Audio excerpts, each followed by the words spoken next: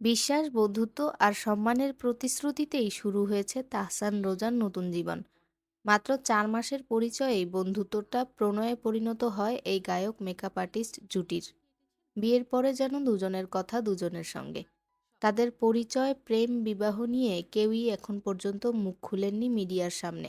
এর আগে মিথিলার পরকীয়ার গুঞ্জনের জন্যই দীর্ঘ ১১ বছরের সম্পর্কের ইতি টানতে হয় তাহসান মিথিলা জুটির। মাস কয়েক আগে এক সাক্ষাৎকারে মিথিলা বলেছিলেন তাহসানের সঙ্গে নিয়মিত যোগাযোগ রয়েছে তার। যদিও তার প্রাক্তন স্বামীর বিয়ে নিয়ে এখন পর্যন্ত সোশ্যাল মিডিয়াতে কোনো শুভেচ্ছা জানাননি এই অভিনেত্রী। বাস্তব জীবনে রোজা একজন মেকআপ আর্টিস্ট। নিউ ইয়র্কে মেকআপ নিয়ে নিয়মিত তরুণীদের ক্লাস করান রোজা। তার কাছে মেকআপ শিখেছেন নায়িকা প্রভাও। বরিশাল থেকে যুক্তরাষ্ট্রে যাওয়ার পথটা মোটেও মসৃণ ছিল না রোজার।